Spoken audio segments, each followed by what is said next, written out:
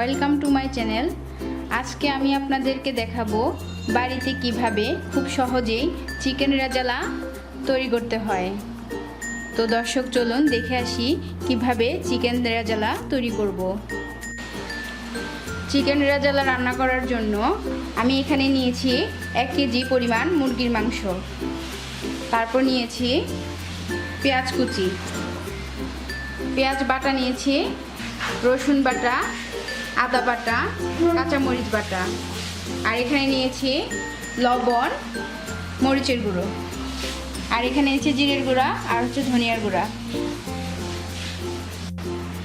প্রথমে আমি মাংসটাকে ম্যারিনেট করার জন্য আদা বাটা, কাঁচামরিচ বাটা, রসুন বাটা,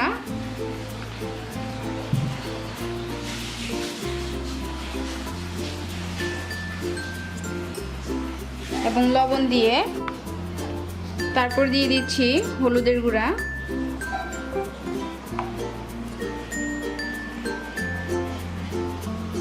তারপর মরিচের গুঁড়ো দিয়ে দিচ্ছি 2 চামচ, তারপর দিয়ে দেব সয়াবিন তেল,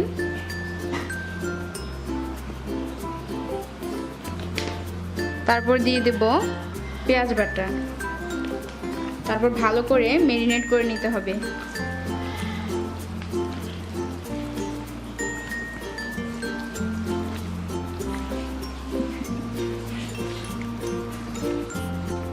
মাংসটা ম্যারিনেট করা হয়ে গেছে।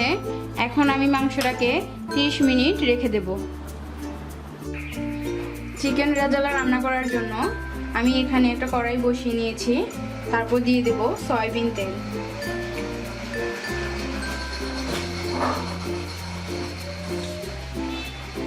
তারপর দিয়ে দিচ্ছি এলাচ আর দারচিনি, তারপর দিয়ে দেব 2টি তেজপাতা। এখন আমি দিয়ে দেব পেঁয়াজ কুচি,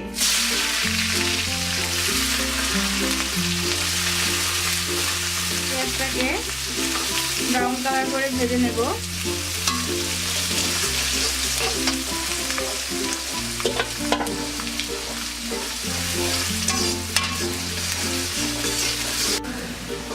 দর্শক দেখুন পেঁয়াজটা ভাজা হয়ে গেছে।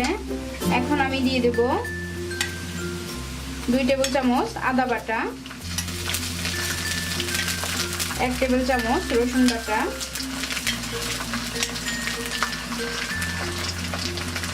তারপর দিয়ে দেব জিরে বাটা, কাঁচামরিচ বাটা,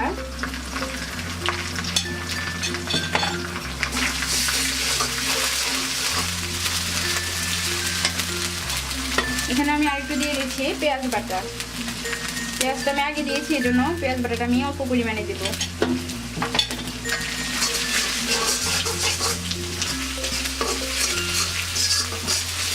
তারপর ভালো করে কষাতে হবে। এখন আমি দিয়ে দিচ্ছি হলুদের গুঁড়া, তারপর দিয়ে দিব মরিচের গুঁড়া। আমি যেহেতু মরিচটা আগে ইউজ করেছি তাই অল্প পরিমাণে মরিচটা দিব।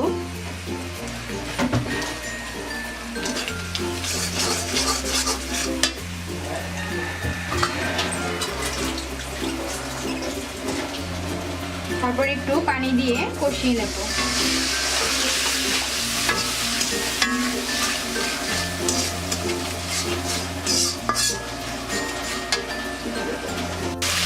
এই পর্যায়ে আমি 4-5টে কাঁচামরিচ দিয়ে দেব, তারপর আরেকটু কষিয়ে নেব। দর্শক দেখুন মশলাটা কষানো হয়ে গেছে। এখন আমি আগে থেকে যে ম্যারিনেট করে রেখেছি মাংসটা, সেটা আমি দিয়ে দেব।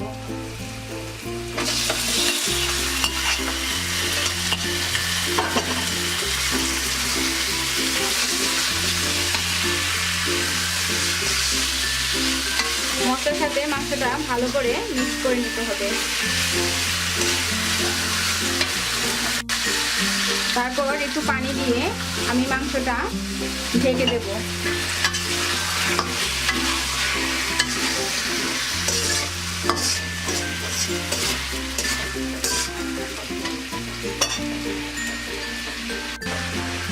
এখন আমি আমি মাংসটা সিদ্ধ হওয়ার জন্য ঢেকে দেব।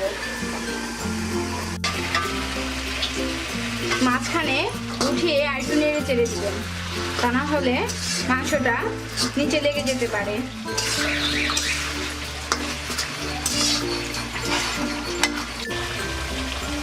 দর্শক দেখুন মাংসটা কষানো হয়ে গেছে। এখন আমি জিরের গুঁড়ো আর ধনের গুঁড়োটা দিয়ে দেব।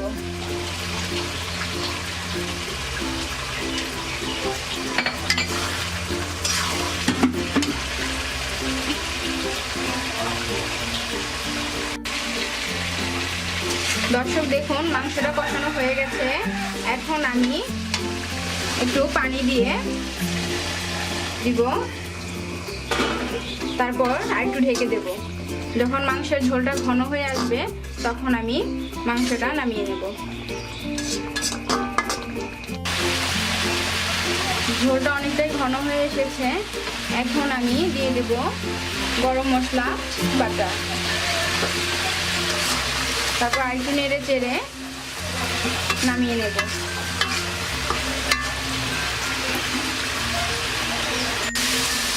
দর্শক দেখুন মাংসটা পুরোপুরি হয়ে গেছে। এখন আমি এটা নামিয়ে নেব।